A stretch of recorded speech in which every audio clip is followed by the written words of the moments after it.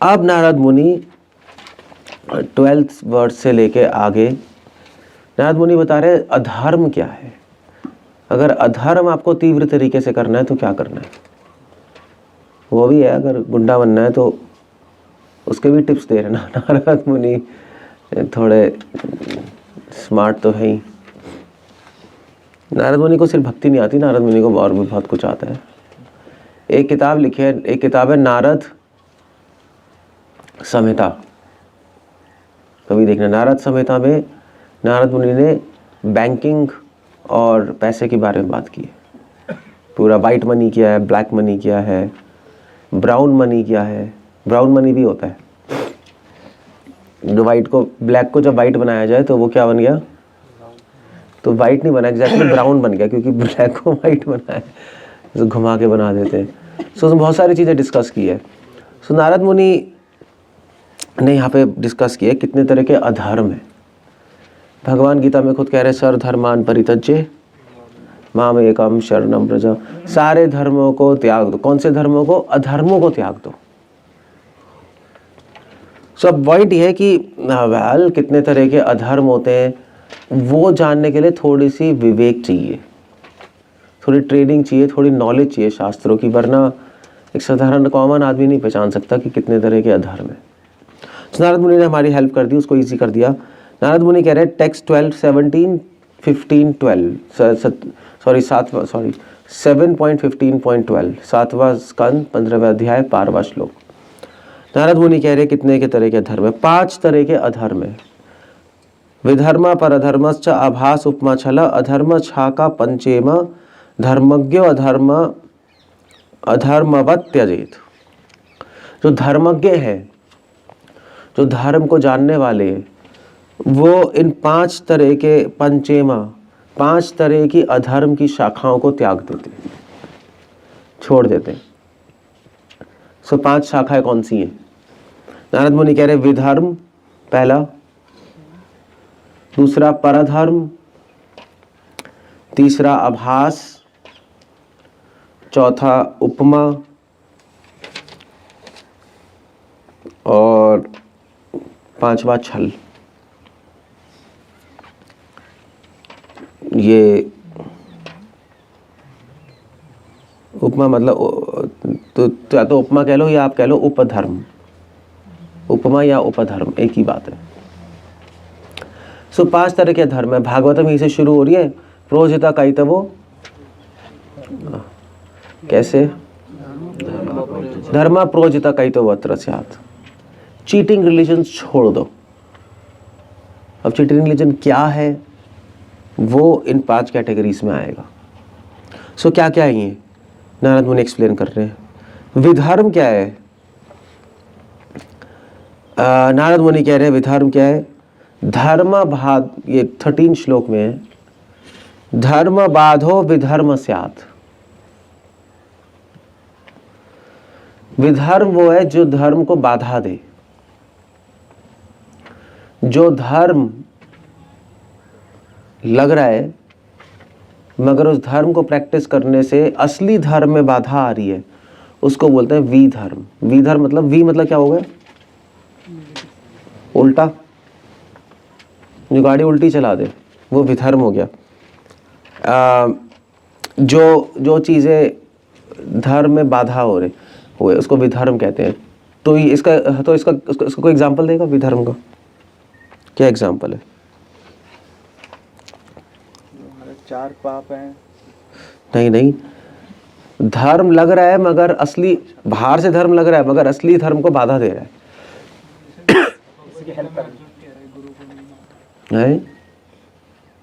गुरु को नहीं मानना चाहिए, वो भी धर्म है, पर बड़े धर्म में बाधा है वो भगवान। आप एक टेढ़ा मेढ़ा एग्जांपल क्यों देते हो हमेशा?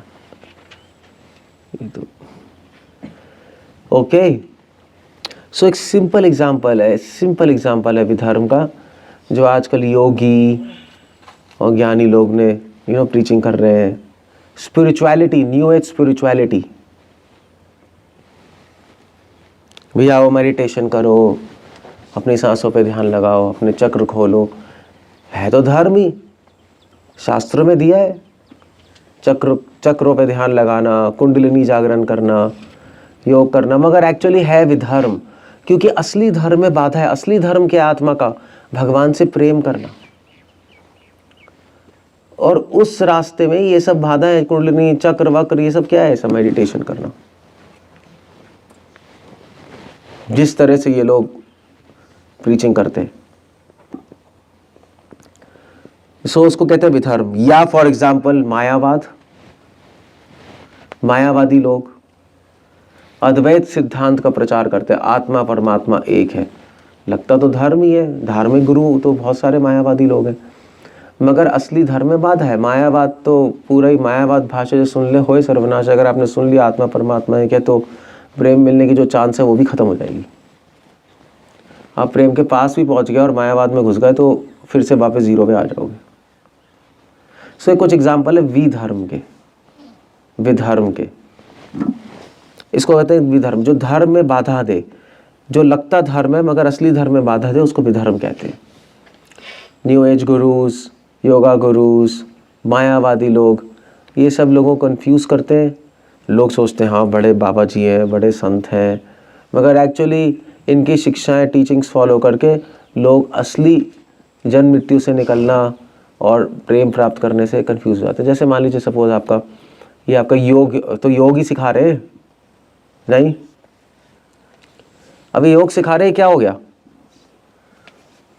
शास्त्र में तो दिया है मगर विधर्म हो गया, क्योंकि योग के चक्कर में लोग भूल ही गए कि जीवन का लक्ष्य जन्म मृत्यु से निकलना, बल्कि और शरीर में घुस गए, और घुस गए शरीर में। हेल्थ अच्छी करेंगे, योग आसन करेंगे। श्रील प्रभुपाद कह रहे हैं योगा कोई हेल्थ ठीक करने के लिए नहीं है, योगा भगवान को प्राप्त करने के लिए। मेन चीज उड़ा दी और एक स्ट्रक्चर ले लिया, उसको विधर्म कहते हैं। तो विधर्म कैसे बनता है? विधर्म कैसे मतलब अगर आपको विधर्म बनना है, अगर आपको विधर्म प्रैक्टिस करनी है, चीटिंग रिलीजन, तो आप शास्त्रों से पालन करो सब कुछ, मगर गोल उड़ा दो। लक्ष्य आपने उड़ा दिया, बाकी सब फॉलो कर रहे हो शास्त्र, तो आप विधर्म की कैटेगरी में आ जाओगे। तो लोग तो कहेंगे शास्त्रों से बोल रहे हैं, अच्छा ही है, कि पतंजलि योग तो शास्त्रों में ही है, क्यों है ही? कौन कहेगा धार्मिक है? धर्म है, मगर हम कहते हैं विधर्म है। भागवत कहते हैं विधर्म है, क्योंकि वो प्रेम तक ले जाने की बजाय लोगों को शरीर में घुसा रहे हैं, हेल्थ में घुसा रहे हैं। शरीर की क्या वैल्यू है? शरीर तो श्रील प्रभुपाद कह रहे हैं योग की क्या जरूरत है? शरीर हेल्दी रहना है तो सिंपल आहार व्यवहार युक्त आहार, बस आप अगर आहार विहार ठीक कर लो तो अपने आप हेल्दी रह लोगे। That's all. थोड़ी एक्सरसाइज करने कर लो, मगर ये बोलना योग का लक्ष्य हेल्थ ठीक करना है, वो विधर्म हो गया, वो गलत है, वो उसको विधर्म कहते हैं। दूसरा है पराधर्म। तो पराधर्म क्या होता है, कौन बताएगा? ये तो क्लियर है। गीता में क्या श्लोक है? पराधर्म भयावह। तो पराधर्म भी दो कैटेगरीज में आता है पराधर्म। एक तो पराधर्म है जो किसी ऐसे आदमी ने बना दिया अपने मन से। परा मतलब कोई और, भी सुबह उठे, जैसे वही सुबह उठे गोलगप्पे खाने से, क्या गोलगप्पे पापड़ी खाओ, क्या जो भी है काम बन जाएगा। अब एक पूरी की पूरी क्लियर मेंटल स्पेकुलेशन है। किसी व्यक्ति ने अगर कोई धर्म बनाया है उसको पराधर्म कहते हैं। या सुबह उठे बोला कि भी मैं तो भगवान का अवतार हूं, तो मैं कह रहा हूं ठीक है, दैट्स कंप्लीट नॉनसेंस। तो मैन मेड रिलीजन को पराधर्म कहते हैं। मैन मेड रिलीजन, अपने मन से। ये जैसे आपके ये नहीं होते, आपके जैसे आपके ट्राइबल लोग होते हैं ना, ट्राइबल लोग नहीं होते, जंगलों में पहले रहते थे आदिवासी लोग, तो उनका अपना ही चलता है, अपना कोई धर्म नहीं। कभी इस भूत की पूजा कर ली, कभी बिजली की पूजा कर ली, ये सब पराधर्म है, इंसानों ने बनाया है ये सब। तो उसको पराधर्म कहते हैं। दूसरी कैटेगरी पराधर्म के, पराधर्म भयावह। वो क्या है? कि अगर ब्राह्मण शूद्र का काम करे तो वो पराधर्म हो गया। अपने स्वभाव को छोड़ के किसी और का धर्म फॉलो करना वो पराधर्म है, वो भी अधर्म है। जैसे प्रभुपाद एग्जाम्पल दे रहे हैं, क्या एग्जाम्पल दिया प्रभुपाद ने? परशुराम जी। परशुराम ब्राह्मण थे मगर उन्होंने किसका काम किया? क्षत्रिय का। सो ठीक था गलत था? क्या कहते हो? ठीक है गलत है? चलो परशुराम जी तो छोड़ो, वो तो भगवान के अवतार हो गए। द्रोणाचार्य ब्राह्मण थे मगर उन्होंने क्षत्रिय का काम किया। वो बैटल फील्ड में आके वो तो मिलिट्री कमांडर ही बन गए, है ना? ठीक क्या गलत किया? ब्राह्मण कर सकता है। मध्वाचार्य लिख रहे हैं कि द्रोणाचार्य ने ये ऑफेंस किया कि ब्राह्मण होते हुए क्षत्रिय उसमें पार्टिसिपेट कर लिया। सिखाने के तक तो चलो ठीक था, मिलिट्री उसमें पार्टिसिपेट करके क्या कर रहे हैं? और उस अपराध की वजह से द्रोणाचार्य का वध हुआ। पराधर्म भयावह, भय भय मतलब भयावह, भयावह मतलब होता है बहुत ज्यादा, कैसे कहेंगे, बहुत भयानक हो सकता है कॉन्सिक्वेंस। द्रोणाचार्य का गला कट गया। He had to die for this offense। उन्होंने सही नहीं किया ये। परशुराम जी ने क्षत्रियों को मारा, ठीक किया गलत किया? क्षत्रिय धर्म का पालन किया, हालांकि ब्राह्मण थे। भागवत में लिखा है कि उसके ब्राह्मण क्षत्रिय कर सकता है। ब्राह्मण क्षत्रिय का काम कर सकता है इमरजेंसी में कर सकता है। द्रोणाचार्य को कोई इमरजेंसी नहीं आई थी।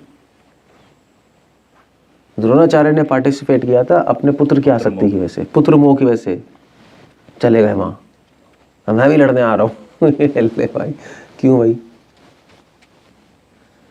इवन जो परशुराम जी है, ऐसा कहते हैं कि परशुराम जी भी अब उनके फादर का गला काटा था, एंड देन ही सेड मैं सारे क्षत्रियों को मार दूंगा। सो ऑल्दो वो तो भगवान के अवतार है और वो जरूरी भी था क्षत्रियों का वध करना, बट मध्वाचार्य लिख रहे हैं कि इसीलिए राम भगवान और परशुराम के बीच में जो एनकाउंटर हुआ, परशुराम मिलने आए थे ना राम भगवान से, जब राम भगवान का क्या हुआ था, वो स्वयंवर हुआ था सीता का, तो राम भगवान ने शिव जी का धनुष तोड़ा तो परशुराम जी आ गए। परशुराम ने कहा किसने तोड़ा है शिव धनुष? कौन? कोई क्षत्रिय होगा महान जिसने तोड़ा है, ये कहाँ से बच गया क्षत्रिय? तो भागे भागे आ गए वहां से, महेंद्र पर्वत से। तो राम भगवान के से एनकाउंटर हुआ, राम ने परशुराम जी की सारी शक्तियां छीन ली, क्योंकि राम भगवान ने कहा कि तुम ब्राह्मण हो के तुमने क्षत्रिय का काम किया है। सो मध्वाचार्य लिख रहे हैं वहां पे ऑल्दो इमरजेंसी में जरूरत था, बट फिर भी परशुराम जी ने इस लीला से दिखाया कि ये नहीं करना चाहिए। वो पास्ट टाइम में राम और परशुराम के बीच में जो मिलन, जो एनकाउंटर हुआ, उसमें परशुराम जी और राम दिखा रहे हैं कि चाहे कुछ भी हो जाए दूसरा धर्म पालन नहीं करना चाहिए। जब बहुत ज़्यादा इमरजेंसी हो जाए तब भी आप कर सकते हो, बट प्रॉब्लम ये थी ना, चलो परशुराम जी ने सारे क्षत्रियों का हनन कर दिया, सबको मार दिया, और फिर उन्होंने वाव भी ली कि मैं अब नहीं करूंगा, अब लड़ूंगा नहीं, महेंद्र पर्वत जाके बैठ गए। अब दोबारा से क्यों आ गए वो? तो राम भगवान ने कहा तुमने ठेका लिया हुआ है क्या सारे क्षत्रियों को मारने का? वही बात हुई यार, तुमने खत्म कर दिया 21 बार क्षत्रियों को, फिर आराम से जाके तुम महेंद्र पर्वत पे बैठ गए शपथ लेके मैं लड़ाई नहीं करूंगा। अब तो आगे पृथ्वी पे कोई क्षत्रिय नहीं आएगा क्या? वायु है तो पराधर्म भयावह। He said you should go and just stop all these things। अब आप जाइए वापस। दूसरे का धर्म फॉलो करना बहुत डेंजरस हो सकता है। आप भी पागल होगे, दूसरे भी पागल होंगे। इसको कहते हैं पराधर्म। ओके, तीसरा है, ये तो पराधर्म की दो कैटेगरीज हो गई नहीं?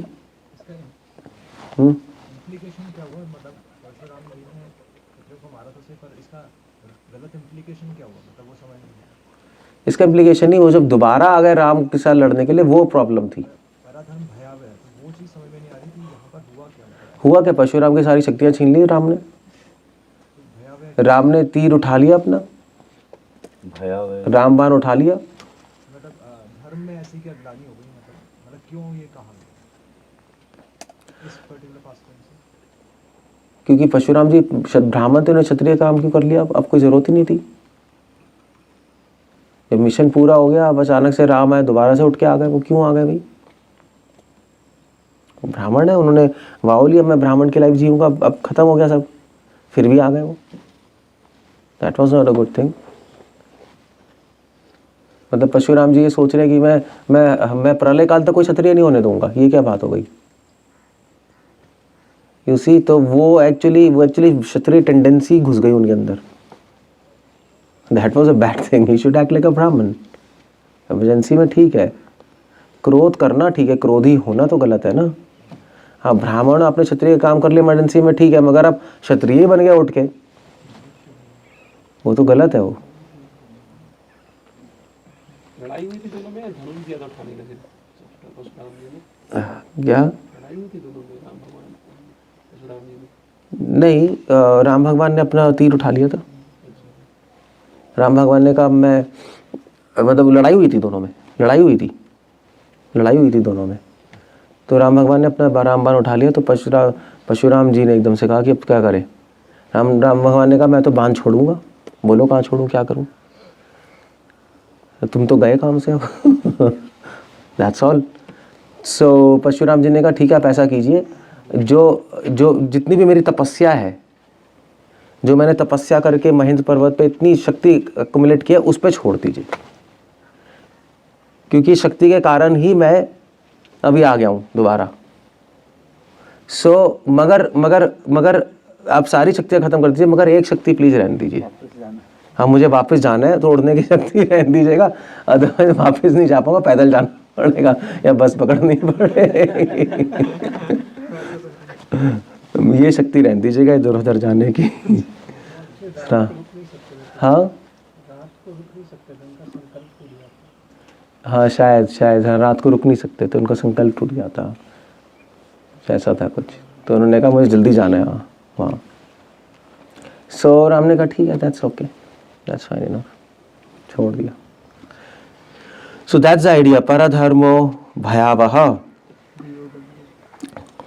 उसके बाद तीसरा है उपधर्म। उपधर्म क्या है? उपधर्मा तू पाखंड। पाखंड रिलीजन को उपधर्म कहते हैं। पाखंड क्या होता है, कौन बताएगा? पाखंड क्या होता है?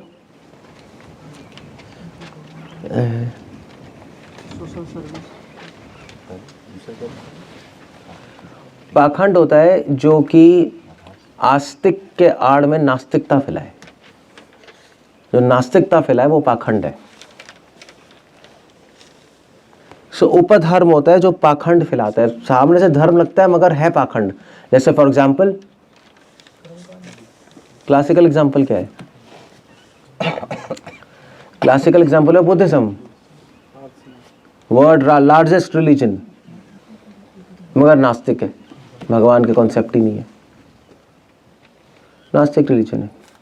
या फॉर एग्जाम्पल जैनिज्म, धर्म है, भारत का एक प्रोमिनेंट धर्म है, मगर है नास्तिक, ना वेद मानते हैं ना भगवान को मानते हैं। सो नास्तिक रिलीजन, वेद नहीं मानते एक्चुअली। पाखंड धर्म वो है जो वेदों की अथॉरिटी नहीं मानता और भगवान को नकारता है। सो वो पाखंड है। सो उपधर्मी होता है। अब ऑर्डिनरी आदमी के लिए कितना मुश्किल है पहचानना। कहेगा हाँ भी जैन भी धर्म है, बुद्धिज्म भी धर्म है, बोध गया फेमस है ना, मगर है उपधर्म, अधर्म है वो, क्योंकि भगवान का कॉन्सेप्ट उड़ा हुआ है। इन सारे धर्मों में भगवान नहीं है, आप खुद ही बन सकते हो जो भी बन सकते हो। आप खुद ही बुद्धा बन जाओगे, आप खुद ही तीर्थंकर बन जाओगे तपस्या कर करके, आप खुद ही भगवान बन जाओगे। दैट्स द आइडिया, ये क्लेम करते हैं। तो वो जो अगर कोई व्यक्ति खुद ही भगवान बन जाए तो भगवान क्या है? वो तो भगवान की डेफिनेशन ही गलत हो गई। भगवान बन थोड़े ना सकते। इसको पाखंड कहते हैं, जो नास्तिकता फैलाए धर्म के नाम पे, वो पाखंड होता है। उपधर्मस्तु पाखंड हो। तो जितने भी न्याय वैशेषिका कर्मकांड ये सारे पाखंड है। न्याय वैशेषिका कर्मकांड एथिस्टिक सांख्या है ना, ये सारे के सारे कर्मकांड माने गए, गलत है, सारे के सारे पाखंड माने गए। प्रेम प्रचार और पाखंड दलन। दैट्स आजकल तो साइंस को भी धर्म बोला जा रहा है।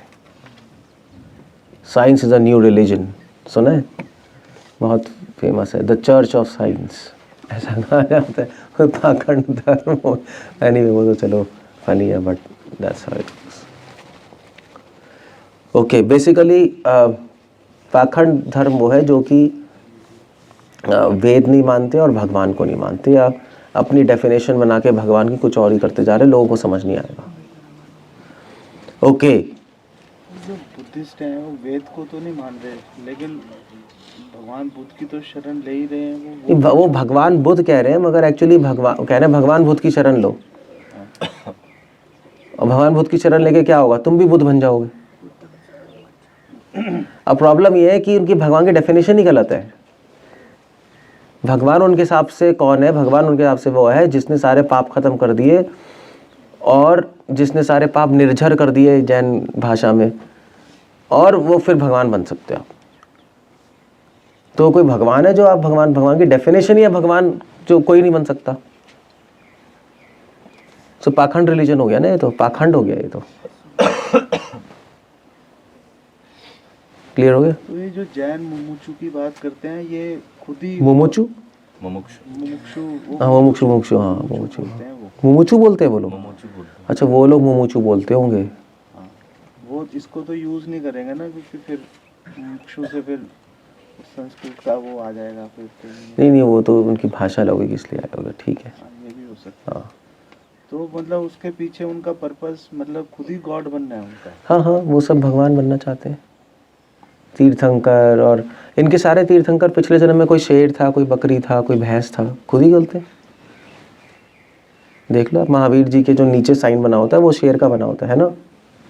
आप देखो जो नीचे शेर, क्योंकि वो पिछले जन्म में शेर थे और फिर वो मतलब उनका आखिरी जन्म था तो तीर्थंकर बन गए। तो ऐसे हम लोग भी करते एक दिन तीर्थंकर बन जाएंगे। That's all. कृष्णा भी तीर्थंकर बनेंगे अपने अगले जन्म में। इंटरेस्टिंग है, मतलब कोई, अभी तो पाखंड हो गया ना ये तो। कृष्णा भी तीर्थंकर बनेंगे। अभी कहाँ है? अभी वो कहाँ है? अभी नर्क में है जैन के हिसाब से। जैनिज्म का एम तीर्थंकर बनना है, जो जैन है उसका एम। हाँ, बुद्धिज्म का एम है बुद्धिस्ट बनना। अब ऑर्डिनरी लोगों को कुछ पता ही नहीं। ऑर्डिनरी लोगों को क्या पता, कुछ कोई नॉलेज ही नहीं, ना उनकी नॉलेज है ना अपनी नॉलेज है, तो वो ठीक है, बस सब चलता है। उपधर्मश्च पाखंडो, मैन मेड नहीं है, मैन मेड है बट नास्तिकता फैला रहा है, इसलिए पाखंड है। हाँ, उपधर्म किसी व्यक्ति ने मतलब लोगों ने बना दिया, बट नास्तिकता फैला रहा है। दैट्स द होल आइडिया, इसलिए पाखंड है। महावीर ने तो जो भी है ये सब तो पता, डिटेल तो छोड़ो, जो भी है क्लियर है। सो लाइक दैट उपधर्मस्तु पाखंडो। फिर चौथा है छला धर्म। छला धर्म क्या होता है, कौन बताएगा? दंभो वा शब्द भित छला। छला धर्म वो है जिसमें वर्ड जगलरी है। वेद मानते हैं, भगवान को भी मानते हैं, मगर वेदों के श्लोकों को इस तरह से इंटरप्रेट करते हैं, इंटरप्रेट करके कुछ और मैसेज निकाल देते हैं वहां से। वर्ड जगलरी, वर्ड जगलरी मतलब हाँ, कैसे कहेंगे, शब्द जाल में लोगों को फंसाते। वो भी बात करेंगे भगवान विष्णु, वेद सब अच्छा है, मगर वर्ड जगलरी से, अपने शब्द जाल से लोगों को फंसा के और उनसे पैसे लूटेंगे। छला धर्म। वे सारी कथाएं यही तो है जो भागवत कथाएं होती हैं। कितनी सारी भागवत कथाएं होती हैं भारत में। तो पैसे चार्ज करते हैं, कोई 5 लाख, कोई 6 लाख, सब लाख। छल धर्म है। शब्द जाल से पब्लिक को फंसाएंगे, अच्छे अच्छे शब्द बोलेंगे, अच्छे अच्छे स्टेटमेंट, म्यूजिक होगा, बहुत अच्छा होगा। लोग तो बेचारे इनोसेंट हैं, वो क्या करें, वो तो जा ही गए और पैसे लेकर अपना, ठीक है। उसको छला धर्म कहते हैं। सो ये 4 अधर्म हो गए, 4 हो गए ना, 4 हो गए। विधर्म, परधर्म, उपधर्म और छलाधर्म, 4 हो गए। और 5वां है आभास। आभास क्या है? यत्तु इच्छया कृता पुंबिर आभासो ही आश्रमात् पृथक। 14 श्लोक में वो आभास बता रहे हैं। आभास अलग से श्लोक डील किया क्योंकि आभास धर्म को समझना मुश्किल है थोड़ा। आभास क्या होता है? आभास ये होता है कि आप धर्म फॉलो कर रहे हो, सब कुछ कर रहे हो, सही से फॉलो कर रहे हो, आपका अपना धर्म है, आप ब्राह्मण हो, ब्राह्मण धर्म फॉलो कर रहे हो, वेद पालन कर रहे हो, भगवान को मार रहे हो, सब कुछ कर रहे हो, बट यस्तु, मगर इच्छया कृता पुंबिर, मगर अपनी इच्छा से उसके पूरे नियम फॉलो नहीं कर रहे। केयरलेसनेस या पिक एंड चूज। हाँ, अपनी इच्छा से कोई नियम फॉलो कर रहे हो, कोई फॉलो नहीं कर रहे, उसको आभास धर्म कहते हैं। रास्ता सही है मगर जो अच्छा किया, जो अच्छा नहीं लगा वो छोड़ दिया, उसको आभास कहते हैं। जैसे कई लोग होते हैं, हम बोलते हैं ऐसे, फॉर एग्जांपल भाई कई लोग अच्छे लोग भी होते हैं, ऐसे जैसे राजस्थान में जाओ, कृष्ण की पूजा करते ही हैं, वो संतों की भी सेवा करते हैं, सुनते हैं शास्त्रों को, ठीक है, अच्छे हैं। फिर उनसे बोलो आप भगवान का नाम लेते हो? कहते हैं हम तो 24 घंटे भगवान का स्मरण करते हैं, नाम लेते हैं।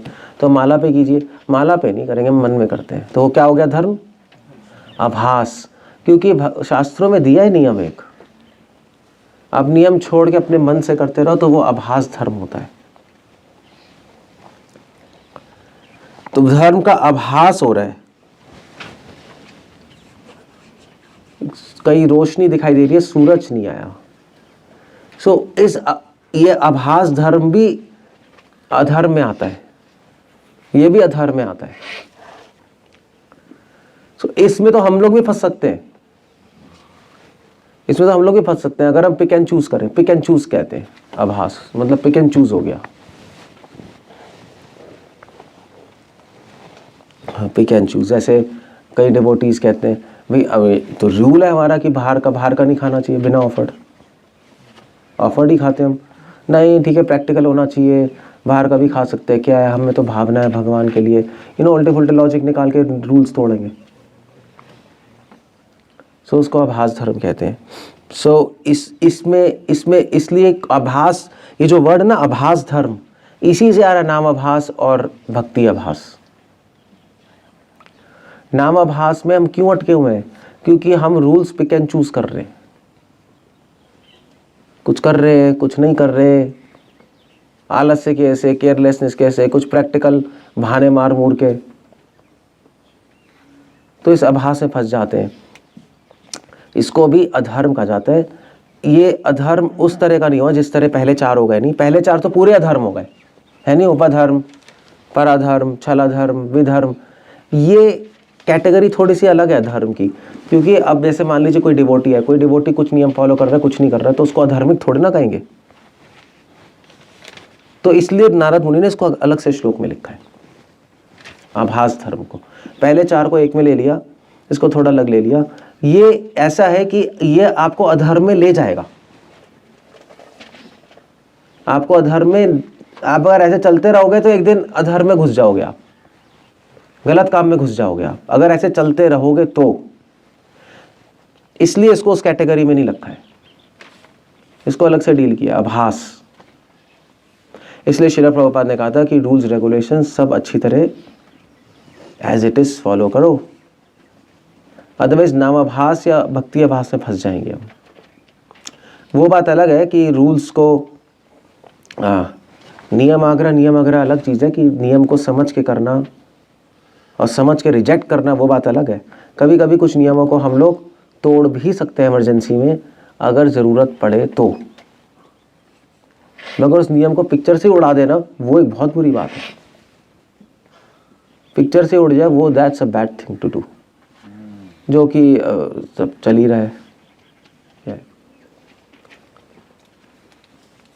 सो इसको कहते हैं आभास धर्म। स्वभाव अभिहितो धर्म कस्य नैष्ट प्रशांत है। तो नारद मुनि ने पूछा कि, नारद मुनि ने क्वेश्चन पूछा, ठीक है किसी को 5 टाइप के धर्म पता लग गए और वो इससे दूर रह रहा है और धर्म पालन कर रहा है, तब भी धर्म को अच्छी तरह पालन करने से लोगों की जो परेशानियां, लोगों के दुख नष्ट क्यों नहीं हो जाते? नहीं, लोगों को पूरी शांति क्यों नहीं मिल जाती? उसका आंसर सुबह का लेक्चर था। क्योंकि लोग क्या कर रहे हैं? खूंटा नहीं खोल रहे अपना। फॉलो तो कर रहे हैं मगर खूंटा नहीं खोल रहे। काम क्रोध लोभ मोह भोग वासना छोड़ नहीं रहे। वो सुबह का टॉपिक था। मगर अभी के जो टॉपिक आ गया वो था अधर्म का। सो इसलिए काफ़ी नहीं है समझना अधर्म क्या है, और काफ़ी नहीं है समझना धर्म क्या है, उसके साथ साथ एक और चीज़ करनी पड़ती है। उसके साथ साथ हमें नारद मुनि की टिप्स भी चाहिए स्पीड बढ़ाने के लिए, और खूंटा भी खोलना पड़ता है, भोग भी छोड़ना होता है, तब जाके हम भगवान का प्रेम प्राप्त कर सकते हैं। तो जो लोग, मतलब कुछ लोग होते हैं जो धर्म को जानने वाले होते हैं, धर्म पालन करते हैं, मगर अधर्म की उनको कोई नॉलेज नहीं होती। उनको क्या बोलते हैं? वो क्या बोलते हैं? सहजिया लोग। भक्ति की तो बात करते हैं मगर उनको ये नहीं पता कि भक्ति क्या नहीं है। भक्ति क्या है तो पता है, भक्ति क्या नहीं है ये नहीं पता। इसलिए शास्त्र कह रहे हैं कि दोनों जानना जरूरी है, पाप भी पुण्य भी, दोनों को समझना जरूरी है। अंधेरा भी रोशनी भी, दोनों को समझना जरूरी है। प्रवृत्ति भी निवृत्ति भी। भगवद गीता में कौन सा श्लोक आ रहा है? प्रवृत्तिम च निवृत्तिम च जना ना विदुर असुरा। जो व्यक्ति केवल धर्म को जानता है, अधर्म को नहीं जानता, उसको क्या बोलते हैं? असुर बोलते हैं। आप कहोगे बड़ी अजीब सी बात है, धर्म को जानने वाला असुर है? हाँ, आपको केवल पता है भक्ति क्या, आपको ये नहीं पता भक्ति क्या नहीं है, तो वो असुर बोला गया। भगवान ने असुर की, बहुत बड़ा टर्म है ये, असुर, असुर की कैटेगरी में रखना। Is a demon. वो असुर है। क्यों असुर है? वेल आप कहोगे वेल अच्छी चीज़ें तो जानता है, पुण्यवान है, धार्मिक है, भक्ति कर रहा है, ठीक है, उसको वो पार्ट नहीं पता, तो असुर कैसे हो सकता है? ठीक है, आप कह लो भावुक है, जो भी है कह लो, असुर कैसे कह रहे हैं? वेल असुर है। असुर इसलिए है क्योंकि अल्टीमेटली क्या होगा? अल्टीमेटली वो ये सारी चीज़ें अल्टीमेटली उसके अपने आइडियाज़ कुछ आएंगे और उस आइडिया से वो अपनी भी हानि करेगा, दूसरों का भी अकल्याण करेगा।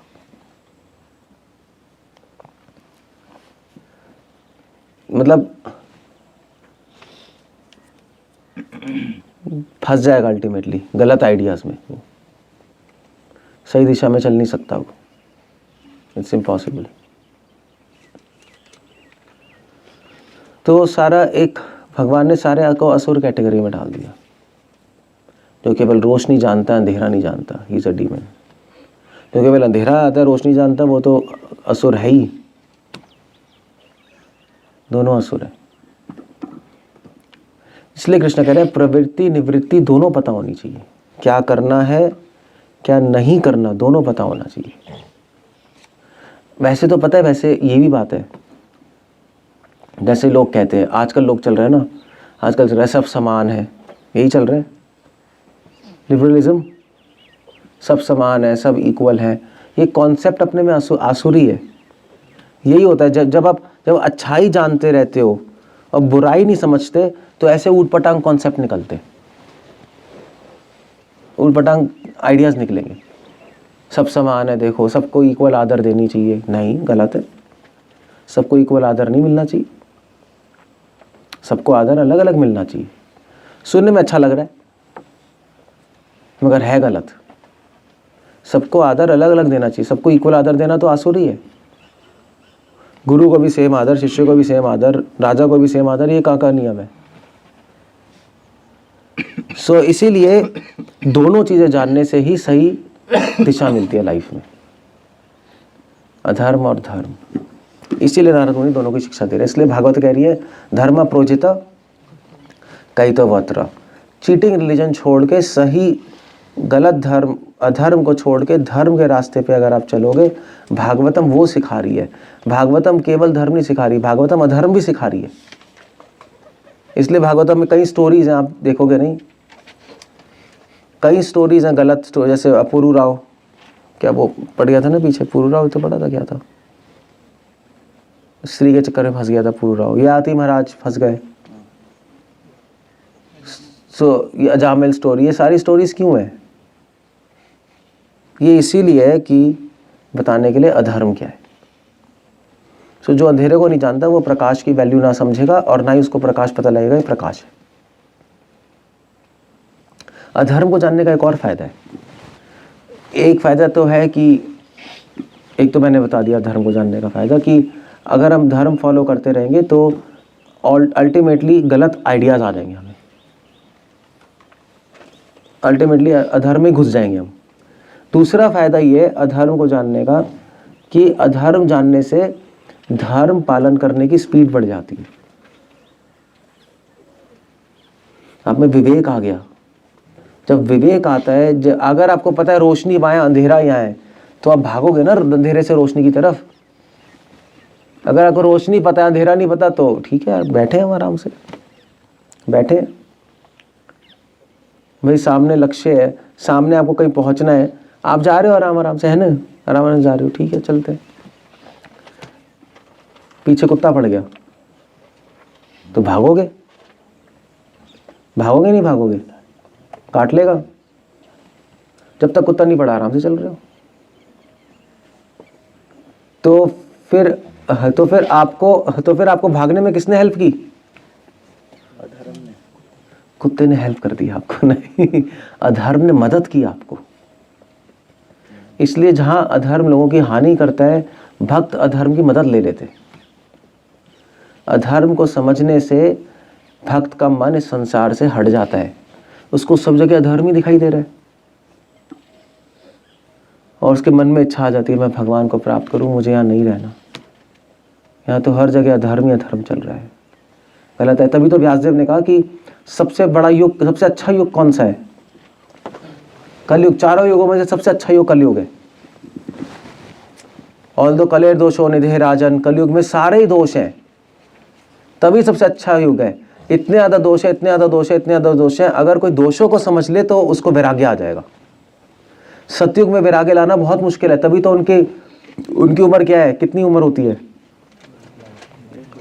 1 लाख साल होती है सतयुग में उम्र। क्यों होती लंबी होती है? उनको समझ ही नहीं आता संसार बेकार है। सतयुग मतलब सब अच्छा है। सतयुग मैंने बताया शेर जीव जो जानवर भी हिंसा नहीं करते, जानवर भी आराम से फ्रेंडशिप में रहते हैं। सतयुग ऐसी जगह है, शेर आराम से रहेगा पीकॉक के साथ, सांप भी आराम से रहेगा, सब एक दूसरे को प्रेम कर रहे होंगे, कोई किसी को मारेगा नहीं। जब आज जानवरों में भी हिंसा नहीं है तो इंसानों में क्या हिंसा होगी? तो किसका मन करेगा छोड़ने का सतयुग? Very nice. इसलिए उनको 1 लाख साल बिताने पड़ते हैं वैराग्य लाने के लिए, समझने के लिए संसार बेकार है, उनकी बुद्धि में नहीं घुसता, को फिट ही नहीं होगा उनकी बुद्धि में।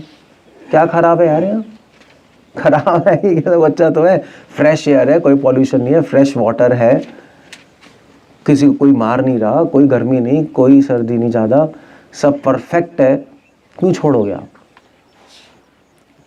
तो भी 1 लाख साल जियो, पता करो कि संसार बेकार है। भगवान के बारे में तो उनको भी पता है, हमें भी पता है, बट संसार बेकार है, वो उस पर कंक्लूजन में आना मुश्किल है। कलयुग में बहुत आसान है। कलयुग में तो बचपन से ही हम पिलते जा रहे हैं, दुख करोड़ों दुख हैं। यहाँ समझना कि संसार बेकार है बहुत आसान है। नारद ने ध्रुव महाराज निकल गए क्योंकि हिंसा नहीं कर रहा ना, क्योंकि हिंसा नहीं कर रहा कोई पशु भी। हाँ वही तो मैं कह रहा हूँ, सतयुग में नारद मुनि ध्रुव महाराज जंगल में चले गए, कोई हिंसक पशु नहीं है, कुछ नहीं है, कोई गुंडे नहीं है, कोई डाकू नहीं है, बिना डर के घूम रहे हैं। तो मगर हम कैसे, हम कलयुग में क्या करोगे आप, कलयुग में कुछ नहीं कर सकते। तो इसीलिए सतयुग में ध्यान योग सिखाया जाता है। भाई अब 1 लाख साल जीना है तो फिर कुछ तो करोगे ना।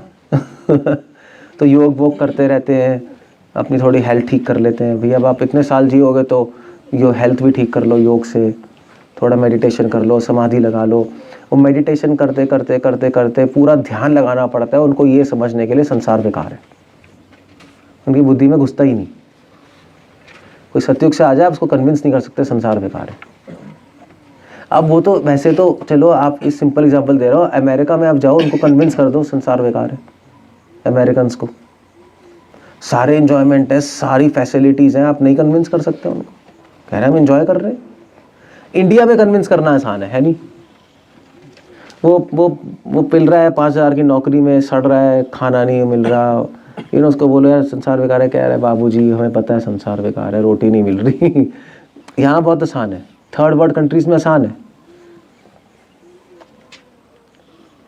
क्योंकि है नहीं। स्वर्ग में कन्विंस करना बहुत मुश्किल है लोगों को कि संसार बेकार है। स्वर्ग में भी बड़ा मुश्किल है, तभी तो देवी देवता यहाँ आना चाहते हैं। उनको समझ ही नहीं आता, वो भागवतम पढ़ते हैं मगर समझ नहीं आता। भागवतम में लिखा है संसार बेकार है, सृष्टि बेकार है। वो कह रहे हैं यार कहाँ बेकार है, स्वर्ग तो मजे है, सारी अप्सराएं हैं, सारा सुख है, ऐशो आराम है, इसमें बेकार क्या है? सो वो एक थोड़ा प्रॉब्लम है। इसीलिए कलयुग का प्रभाव वहाँ नहीं है। कलयुग सिर्फ धरती पे ही है।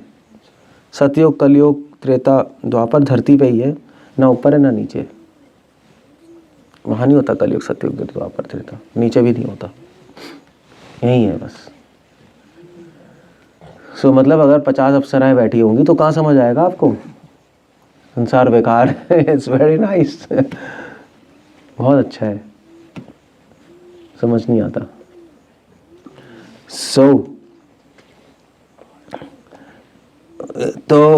मैं क्या कह रहा था, इसलिए अधर्म, ये दूसरा कारण है, अधर्म जानना बहुत जरूरी है। अधर्म मदद करता है हमारी समझने में कि संसार बेकार है। अधर्म भगवान ने बनाए इसलिए, इस संसार में वैराग्य लाने के लिए अधर्म जरूरी है, अदरवाइज वैराग्य आएगा नहीं आपको। वैराग्य नहीं था, जैसे किसी की लाइफ में प्रॉब्लम्स आती है तब उसको समझ आता है ना, यार सब बेकार है, यार सबने धोखा दे दिया, यही होता है ना, सबने धोखा दे दिया, लाइफ बेकार है, तब वो लाइफ से ऊब जाता है। जब तक सब सही चल रहा है कोई प्रॉब्लम नहीं है। सो वही बात है, दैट्स द होल पॉइंट। मुझे कहना चाह रहे हैं कि by simply chanting and be happy कहते हैं ना लोग, तो उससे भी होने वाला नहीं। सिंपली जप करने से हमें सारी चीज़ समझ नहीं होगी ना, और केवल समझने से प्रेम क्या है आप आगे नहीं बढ़ पाओगे। प्रेम क्या नहीं है वो भी समझना पड़ेगा, सिर्फ वो जानने से आगे नहीं बढ़ सकते हम, असंभव है वो। ना आपकी स्पीड ज़्यादा होगी और ना ही आप में वैराग्य आएगा। तभी तो ये जो चलता है हमारे इस्कॉन में भी कि everything is nice, everything is sweet, यही चल रहा है। नहीं सब अच्छे हैं, किसी की बुराई मत देखो, यही कह रहे हैं। नहीं, किसी की बुराई मत देखो। वो आपने वो दिखाया, खंडर दिखाया, कैसा है, वेरी ब्यूटीफुल। नहीं तो खंडर है, किसी की बुराई नहीं देखनी, देखो। सो ऐसे ही बस चल रही है बातें। सो वो एक फिलॉसफी बहुत गंदी फिलॉसफी है, डेंजरस फिलॉसफी है। तभी भगवान कह रहे हैं वो आसुरी फिलॉसफी है। मतलब जो गधा है उसको गधा बोलना ही पड़ेगा ना। जो गधा है उसको गधा ही बोलना पड़ेगा, और क्या। उसको आप गधे को परी थोड़ी ना बोल सकते हो,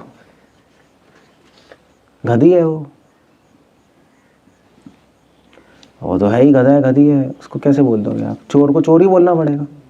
चोर को चोर नहीं बोलना धर्म है, ये भी मनु संहिता में लिखा है। चोर को चोर नहीं बोलना धर्म है, ये भी लिखा है धर्मशास्त्रों में। जो गलत है उसको गलत बोलना चाहिए, जो सही है उसको सही बोलना चाहिए, सिंपल सी बात है। हम अगर द्वेष नहीं होना चाहिए जो गलत है, वो बात अलग है।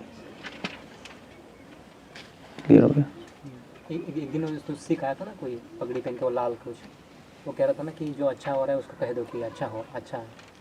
जो कोई अच्छा कर रहा है उसको कह दो कि भाई तो अच्छा कर रहा है। तो वो कह रहा था ना कि मतलब जो अच्छा है उसको अच्छा बोलो, और जो गलत वहाँ पे हो रहा है उसको गलत बोलो। ठीक है, आप ही वो कह रहे थे जब गाड़ी में उतरे थे, हाँ शायद, हाँ। जो अच्छा करे उसका अच्छा बोलो। क्या कह रहे सुना देंगे इसमें? ये कहाँ पर इसका एविडेंस क्या है जो युग है वो सिर्फ धरती पर ही है, ऊपर नीचे नहीं है? इसका एविडेंस क्या ज़रूरत है, दिखाई दे रहा है वो तो। तभी कहते हैं कि कलयुग में जन्म लेना चाहते हैं आकर, तभी तो आना चाहते हैं। अगर वहाँ पे भी युग हो गए तो फिर वहाँ पे ही रहेंगे। फिर किसी भी शास्त्र में मेंशन ही नहीं है कि वहाँ पे युग चल रहे हैं, कोई शास्त्र मेंशन नहीं है। भाई कलयुग क्या है? कलयुग है मतलब यहाँ पे बहुत सारे दोष आ गए, दुख आ गए, है नहीं? मंद सुमंद मत्यो। स्वर्ग में थोड़ा ना कोई मंद सुमंद मती चलता है, कोई दुख चलते रहते हैं। स्वर्ग है ही कि हमेशा भोग भूमि है, ये कर्म भूमि है। यहाँ पर युग चलते हैं, वहाँ तो सिर्फ एंजॉय करते हैं वो, बस चिरकाल तक। ना ऊपर है ना नीचे, नीचे भी कोई युग वुग नहीं चलते रहते, नीचे भी चलता रहता है अपना। ना नर्क में पिटते रहते, वहाँ एंजॉयमेंट होती ही नहीं। वहाँ पे परपेचुअल कलयुग है, वहाँ परपेचुअली पिटते रहेंगे। मगर नर्क में एक अजीब सी बात है, नर्क में पिटने में मज़ा आता है उनको, पता है? ये भी अजीब सा है, क्योंकि अगर उनको मज़ा नहीं आएगा तो रह नहीं सकते वहाँ, इसलिए उनको पिटने में बड़ा मज़ा आने लगता है। पिटने में मज़ा आने, शुरू में गंदा लगेगा, फिर हैबिट पड़ जाएगी पिटने की, फिर आप कहोगे मुझे मार तू। रियली में वो ऐसा हो जाएगा। वहीं से ये सारे परवर्जन आ रही है, सैडिज्म, मैसोकिज्म वहीं से आ रहा है। फिर आपको पिटने में इतना मज़ा आएगा जितना सेक्सुअल प्लेजर में, ये यहाँ तक पहुँच जाओगे आप, और रह नहीं पाओगे पिटने के बिना। आप फिर यमदूत मारना मना कर दें, फिर यमदूत मारना बंद कर देंगे, फिर उनके पैर पकड़ोगे आप, प्लीज़ मुझे पीट दे, प्लीज़ पीट दे। वो नहीं पीटेंगे आपको, वो एक अलग टॉर्चर शुरू हो जाएगा। नर्क अजीब सी चीज़ है। टॉर्चर्ड बॉडी ऐसी हो जाती है कि कॉन्शियसनेस कॉन्शियस ऐसी हो जाएगी आपकी, ऐसी हो जाएगी, पिटने मज़ा आने लगेगा। रोहित, जो नरक और पृथ्वी के बीच में जो सूतल वितल है वहाँ पर भी नहीं है? नहीं, नीचे धरती के नीचे अतल वितल सुतल तलातल महातल रसातल पाताल, उसको भी भोग भूमि कहते हैं। धरती के ऊपर भी स्वर्ग भोग भूमि है, मगर दोनों का भोग अलग है। धरती के ऊपर जो वो है भू भूवर स्वा, वहाँ पे जो भोग है वो आपका सतोगुनी भोग है। धरती के नीचे जो भोग है वो तमोगुनी भोग है। मतलब तभी धरती के ऊपर जो स्वर्ग वर्ग में जो डांस वांस होता है, तो स्वर्ग में डांस होता है तो वो आपको भरतनाट्यम, कथाकली, कुचिपुड़ी होगा, थोड़ा सा क्लासिकल। धरती के नीचे जो डांस होगा वो होगा डीजे, ब्रेक डांस, तो तमोगुनी एंटरटेनमेंट दोनों में। बट तो कलयुग में सारे के सारे नीचे के लोगों से एंटरटेनमेंट आ जाता है ऊपर। ये सारा एंटरटेनमेंट नीचे के तल वितल सुतल तलातल से आया है। तो ब्रेक डांस तो वही वाला है, कंकालों का डांस नहीं, जो वो वहीं से आया, नीचों से आया है, और कहाँ से आया है? वो डीजे पागलों वाला से सारे नीचे से ही आए, नीचे। तो सतोगुनी भोग ऊपर है, तमोगुनी भोग नीचे, इस तरह से है। जो मतलब सारे एक्सप्लेनेशन है कि जो अल्कोहल पीता है उसको हॉट आयरन उसके गले में डालेंगे, वो सब उनको अच्छा लगने लग जाता है उसको। नर्क में सब अच्छा लगता है, नर्क को मज़ा आएगा। नर्क में आपको चक्कू मारने में आनंद आएगा अपने आप को। ऐसा ही है, ऐसे ही हो जाता है, कुछ भी हो सकता है। जैसे भाई सुअर को टॉयलेट खाने में मज़ा आ रहा है, कैसे आ रहा है सोच के देखो। उसको टॉयलेट खाने में आनंद आ रहा है, उसके लिए समाधि है टॉयलेट, वो ट्रांस में चला जाता है टॉयलेट खाते ही। उसके लिए मतलब दुनिया की सबसे टेस्टी डिश है टॉयलेट। कैसे है वो समझ नहीं आ रहा ना हमें। ऐसी नर्क में है, नर्क ऐसे ही है। लोगों को कहेंगे कि नरक में भी ऐसा है, तो बोले कि वहाँ भी हम ऐसे मज़े करेंगे, खाएंगे, हम भक्ति करते हैं, हम तकलीफ का है। हाँ, वो वाला मज़ा अलग क्वालिटी है, ये वाला मज़ा, वो मज़े की तो क्वालिटीज़ हैं। आप टॉयलेट खाने में भी तो मज़ा आता है, टॉयलेट खा लो, दैट्स ऑल। बट माया ऐसी है कि हर सिचुएशन में आपको आनंद दे देगी। ऐसी कोई सिचुएशन नहीं है जिसमें माया आपको आनंद नहीं देगी, उस सिचुएशन में आनंद दे देगी। आप सबसे गंदी जगह हो उसमें भी मज़ा आने लगेगा आपको। ये माया का काम ही ऐसा है, दैट्स माया। दुख में भी आनंद आने लगेगा, ये माया है। दुख में आनंद आ रहा है, वाह। माया तो कुछ भी कर सकती है ना, परम दुख है मगर उसमें आनंद, माया का काम है। फैमिली मतलब संसार में भी तो ऐसा ही है, वे लोग गधों की तरह काम करते रहते हैं, कमाते रहते हैं, पागलों की तरह सड़ते रहते हैं, कुछ समय नहीं मिल रहा अपनी लाइफ के लिए, फिर भी आनंद आ रहा है उसको। कैसे है, कैसे हो रहा है वो किसी को भी देख के समझ आ रहा है क्या हो रहा है भाई, ये हो क्या रहा है, फिर भी नहीं आनंद आ रहा है। So that's the whole point. जैसे फॉर एग्जांपल जैसे स्त्रियों को बच्चा होता है, कितना पेन होता है, नहीं लेबर पेन, और वो फिर भी मज़ा आ रहा है उसमें। मेरी मदर बता रही थी कि जब पहला बच्चा हुआ था, मतलब मैं हुआ था, तो उन्होंने शपथ ली थी अब दोबारा बच्चा नहीं करेंगे भैया, दर्द हो गया इतना पेट में, और 9 महीने दोबारा। उन्होंने कहा दोबारा हो गया बच्चा, दोबारा, मतलब हमें तो बच्चे का आनंद ही इतना आता है, बच्चे का आनंद इतना आता हो गया कि भैया एक और बच्चा करेंगे। तो उस दुख में भी आनंद नजर आने लगेगा आपको, ये माया कराती है। वो एग्जाम्पल देते हैं ना भक्ति सिद्धांत श्री ठाकुर, वो एक चोर भागते भागते कुएं में गिर गया, और कुएं में गिरा तो उसने टहनी पकड़ ली, नीचे देखा नीचे सांप, ऊपर देखा हाथी शेर खड़े खाने के लिए, और टहनी पकड़ के खड़ा है, और टहनी पे धीरे धीरे काले और सफ़ेद चूहे आ गए, टहनी को कुरत रहे। मरने ही वाला है वो, बस मरेगा, 100% मरेगा। कहाँ जाएगा वो, ना ऊपर जा सकता है, ना नीचे जा सकता है, ना हवा में टिक सकता है, क्योंकि टहनी तो टूटने वाली है। और धीरे से ऊपर से एक छत्ता मधुमक्खी का टूटा, और शहद गिरा उसके यहाँ पर टिप, और यहाँ से फिसल के यहाँ आया, मुँह पे आया, उसने चाटा उसने ऊपर देखा शहद, सब भूल गया, और दूसरी बूंद के लिए कब आएगा शहद, सब भूल गया, वो सब भूल गया, चारों तरफ मृत्यु है। बस यही हालत है इंसान की, वो थोड़े से आनंद के लिए बस पागलों की तरह वो भूल ही गया चारों तरफ मृत्यु, और वो ही भूल गया कि सिचुएशन ठीक नहीं है, तो ऐसा हो जाता है। कह रहे कि आनंद हर जगह पे है, मतलब देवताओं की नज़र में हमारा आनंद एकदम कुछ भी नहीं है, हमारी नज़र में अगर किसी लेबर का आनंद कंपेयर करें तो हाँ, कुछ नहीं है, आनंद तो सब में मिलेगा, ये है आनंद तो सब में मिल जाएगा, बट हाईएस्ट आनंद क्या है, हम उसकी खोज में है। वो है भक्ति में, जिसमें ये मैम रद्वना चापरम लाभम, जिसके ऊपर प्राप्त करने की कोई इच्छा नहीं रह जाएगी, खत्म हो गया बस। ये रियल हैप्पीनेस नहीं है, ये तो इल्यूजरी हैप्पीनेस है। हाँ, ये तो इल्यूजरी हैप्पीनेस है, ये लग रहा है कि हैप्पीनेस है, लग रहा है हैप्पीनेस मगर है नहीं। जैसे उसका उदाहरण देते हैं ऊंट का, कैमल क्या खाता है, कैक्टस खाता है ना, कैक्टस खा के उसके क्या कहते हैं वो कांटे चुभते हैं तो खून आता है, खून आता है तो उसको टेस्ट खून का आता है, गरम गरम, उसको बड़ा मजा आता है, क्या क्या कैक्टस है मगर वो अपना खून पी रहा है दैट्स द होल आइडिया। बहुत अच्छा एग्जांपल है अगर देखा जाए तो। ऐसे ही लोग हैं, उनको समझ नहीं आ रहा कि अपना ही खून पी रहे हैं और उसमें मजा आ रहा है, बट उनको समझ नहीं आ रहा क्या चल रहा है, लाइफ वेस्ट हो गई। So that's the whole idea. Clear हो गया? क्या क्वेश्चन पूछ रहे थे क्या आप लोग? हाँ, कि ये जो फैमिली, बर्थ और करियर का ये सब कॉन्सेप्ट सिर्फ अर्थ में होता है, इसके ना नीचे से इसके ऊपर? नहीं, स्वर्ग में भी फैमिलीज होती हैं।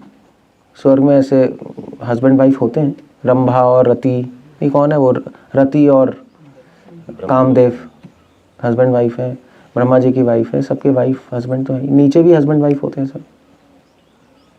बर्थ आप तो बता रहे थे स्वर्ग में एकदम प्रकट हो जाते हैं, बर्थ जैसा कुछ होता है? तो बर्थ प्रकट ही होते हैं, वो बर्थ होता है, वहाँ पे लेबर पेन नहीं होते, सीधा अपने आप प्रकट हो जाएगा बच्चा, प्रकट हो जाएगा। क्या माते बताइए मेरी ड्यूटी पूरा फुल फॉर्म में, पूरा फुल ब्लोन।